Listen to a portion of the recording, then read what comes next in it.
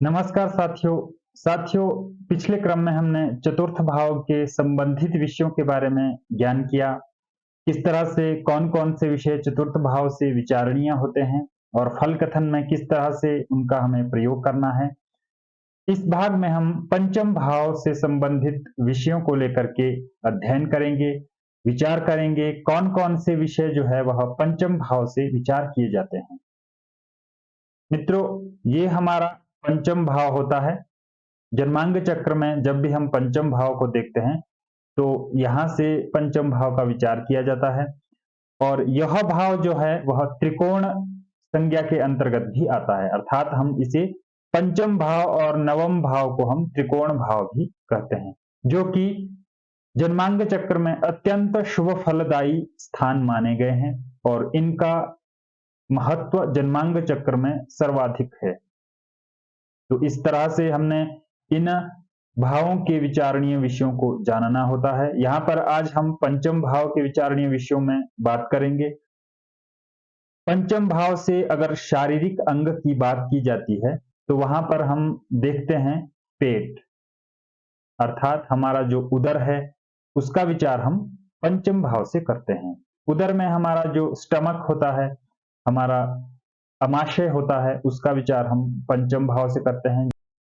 तो पेट से संबंधित रोग जब होते हैं जातक को, तो वहां पर हमें पंचम भाव को देखना होता है। पेट से संबंधित अगर विकार है, वहां से संबंधित अगर रोग उत्पन्न हो रहा है, तो हमें पंचम भाव की स्थिति को देखना होता है।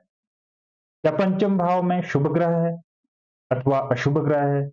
अगर रोग की स्थिति बन रही है, तो प्रायशः वहां पर अशुभ ग्रहों की या तो दृष्टि होगी या स्थिति होगी या अशुभ ग्रहों की युति होगी। उन अशुभ ग्रहों की स्थिति युति दृष्टि के अनुसार हमें वहां पर निराकरण करना होता है, उपाय करना होता है।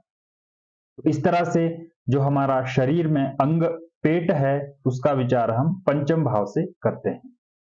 तो मित्रों, ये तो हमने शारीरिक अंग के बारे में जाना। अब हम संबंध की अगर बात करें, तो संबंध में पुत्र का विचार जो है वह पंचम भाव से किया जाता है।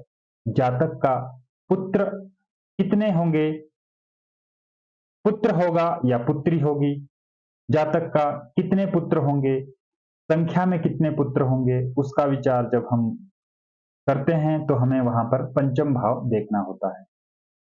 तो इस तरह से हमने संबंध के विषय में जाना, पंचम भाव से पुत्र का विचार किया जाता है। अब हम सामान्य विषयों के बारे में चर्चा प्रारंभ करते हैं। मित्रों, जब हम पंचम भाव के सामान्य विषय के बारे में बात करते हैं, तो वहां पर जो सबसे पहला विषय है वह है प्रेम। जब हम जातक को देखते हैं कि जातक के प्रेम संबंध कैसे हैं, तो वहां पर कहीं ना कहीं पंचम भाव का वहां पर महत्वपूर्ण योगदान होता है। इस तरह से जो अगला विषय है वह है आस्था, अर्थात स्पिरिचुअलिटी। जातक की स्पिरिचुअलिटी कैसी है, आस्था कैसी है, उसका विचार जब हम करते हैं तो वहां पर पंचम भाव देखते हैं। इसी तरह से जो अगला हमारा विषय है वह है इष्ट, अर्थात जातक का इष्ट देव कौन होगा, इष्ट देवता किस तरह का होगा, कौन होगा, उसके विषय में जब हम विचार करते हैं तो वहां पर पंचम भाव को देखते हैं। इसी तरह से हम पंचम भाव से जो है वह सट्टा इत्यादि भी देखते हैं, स्पेकुलेशन इत्यादि, जो शेयर बाजार इत्यादि जो है उसका विचार हम पंचम भाव से करते हैं। इसी तरह से अगला जो विषय है वह शिक्षा का भी कहीं ना कहीं हम पंचम, प्रारंभिक शिक्षा जो होती है उसका विचार हम पंचम भाव से करते हैं। इस तरह से जो छठा हमारा है उत्सव इत्यादि जो है वह हम पंचम भाव से देखते हैं। और उत्सवों में जब हम सम्मिलित होते हैं तो हम कहीं ना कहीं उमंग में होते हैं, उत्साह में होते हैं, हर्षोल्लास में होते हैं। तो इन सभी विषयों का विचार हम पंचम भाव से करते हैं।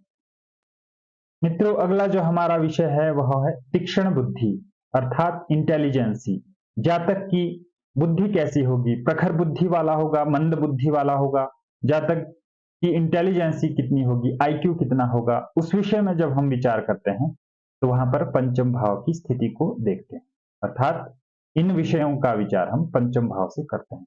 इसी तरह से हमने विद्या, शिक्षा इत्यादि के बारे में जाना कि हम इनका विचार जो है वह पंचम भाव से करते हैं। तो इस तरह से मित्रों हमने पंचम भाव के विचारणीय विषयों के बारे में जाना। हमने पंचम भाव से संबंधित संबंध के विषय में जाना। जातक का पुत्र अथवा पुत्री का विचार पंचम भाव से किया जाता है। जातक शारीरिक अंगों में पेट का विचार पंचम भाव से किया जाता है। पंचम भाव से संबंधित विचारणीय विषयों का फल कथन में हमें सहायक होते हैं। जब हम फल कथन करते हैं तो वहां से संबंधित जो विषय है, क्या जातक उन संबंधित विषयों का फल प्राप्त करेगा अथवा उनसे वंचित रहेगा, कितना फल प्राप्त करेगा, उन विषयों की कितनी प्राप्ति करेगा। तो इस विषय में जब हम विचार करते हैं तो पंचम भाव की स्थिति को देखते हैं। पंचम भाव में स्थित ग्रहों के अनुसार हम फल कथन करते हैं। वहां पर स्थित ग्रहों की युति, दृष्टि और स्थिति के अनुसार हम फल कथन करते हैं। तो इस तरह से हमने पंचम भाव के विचारणीय विषयों के बारे में जानना है और उनका सामान्य जातक के जन्मांग चक्र को देख करके प्रयोग करना है और जानना है जातक का जन्मांग चक्र पंचम भाव की स्थिति को देख करके। तो इसी तरह से अगले भाग में पुनः मिलते हैं छठे भाव के विचारणीय विषयों के साथ। धन्यवाद।